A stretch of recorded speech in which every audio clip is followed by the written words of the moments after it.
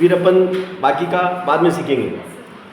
अब मैं जो आपको सवाल कर रहा हूँ बेटा, वो सवाल ध्यान से आप देखेंगे और ध्यान से सीखेंगे तो आपको अच्छा लगेगा। फिर समांतर चतुर्भुज पे बात कर रहा हूँ मैं।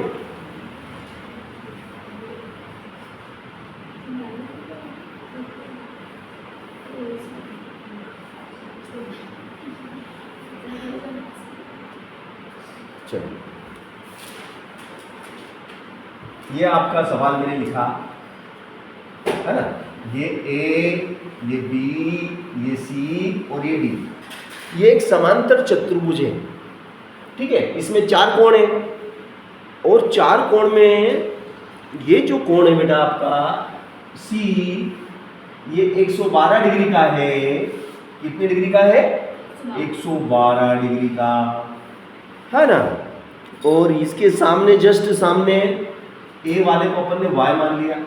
क्या मान लिया? y। तो y का मान हमें निकालना है कि y कितने डिग्री है।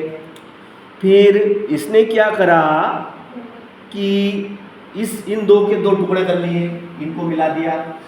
इस प्रकार से इसने एक विकर्ण खींचा, b को d से मिलाया, b को d से मिलाया। और ये वाला जो हिस्सा है ये 40 डिग्री का है ना।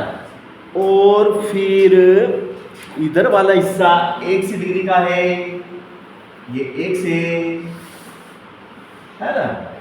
फिर इधर वाला हिस्सा z है, ये z डिग्री का है, ठीक है।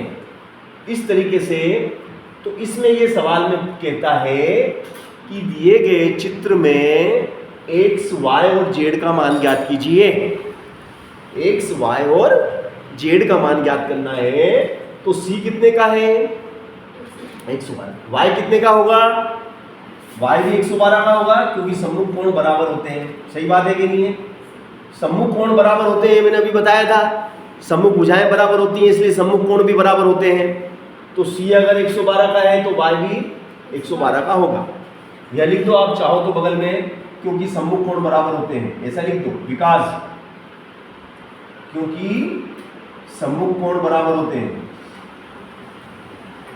सम्मुख कोण है और सम्मुख कोण बराबर होते हैं। चलिए अब इसके बाद में आ जाते हैं अपन। ये 40 का है तो ये कितने का होगा, है ना। तो 2 समांतर रेखाएं हैं, एकांतर कोण बराबर होते हैं। 2 समांतर रेखाओं को अगर इस तरीके से काटा जाए तो इधर बनने वाला कोण, इधर बनने वाला कोण बराबर होगा। यानी कि ये कोण x किसके बराबर होगा? x z के बराबर होगा। x बराबर z होगा, क्योंकि मैंने आपको बता दिया कि 2 समांतर रेखाओं AB और CD, 2 समांतर रेखाओं को एक तिरछी सीधी रेखा काटती है तो बनने वाले एकांतर कोण बराबर होते हैं। तो यहाँ पे x बना और यहाँ पे z बना, तो x बराबर z लिख दो। एकांतर कोण बराबर होते हैं क्योंकि एकांतर कोण बराबर होते हैं। एकांतर कोण है ना। और ये सम्मुख कोण है, इनको लिख दो सम्मुख कोण।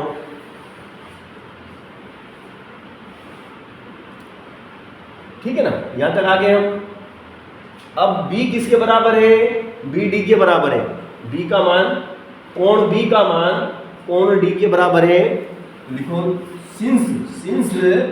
सिंस का मतलब होता है चूंकि, इसको अंग्रेजी में सिंस कहते हैं, है ना। कोण b बराबर क्या? कोण b बराबर कोण d। अब b कितना है? b आपका इधर ये 40 है, ये 40 डिग्री हो जाएगा, है ना। ठीक है, तो ये हो जाएगा आपका b कितना? 40 धन x बराबर 40 धन x बराबर 40 धन z, है ना। 40 धन z, ठीक है। अब ये बताइए आप मुझे कि इन चारों कोणों का योग कितना होगा? इन चारों कोणों को जोड़ेंगे तो कितना आएगा बताओ? 360। बिल्कुल सही जवाब, बिल्कुल सही जवाब दिया कि 360 आएगा, है ना। तो यह लिख दो बेटा, कोण ए प्लस कोण बी प्लस कोण सी प्लस कोण डी बराबर 360, है ना। अब ए कितना है, ए आपका y है, प्लस बी कितना है, बी आपका 140 है, प्लस सी कितना है 112 है, और डी कितना है 40 और जेड है, तो बराबर में कितना, बराबर में 360।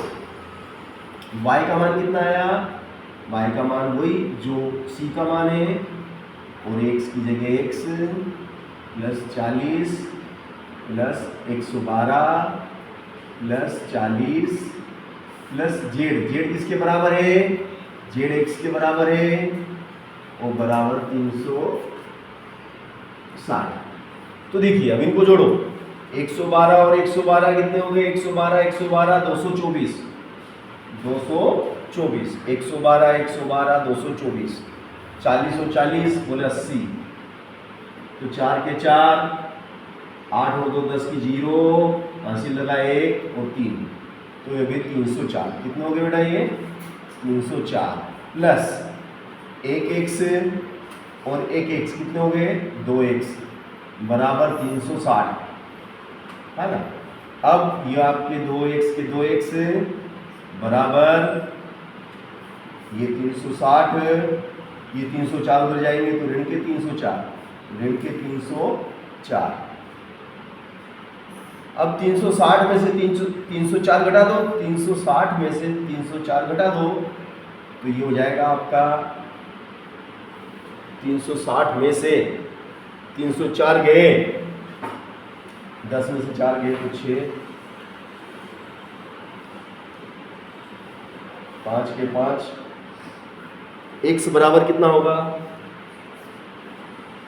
x बराबर 2 गुणा में 2 बटे में 2, 2 से काट दो, 2 दूनी 4, 1 इसको दिया, 2 और 16, तो ये हो जाएगा आपका 28। कितना हो गया, x बराबर 28, x बराबर 28, x कितने डिग्री है 28 डिग्री, x कितने डिग्री हुआ आपका 28 डिग्री।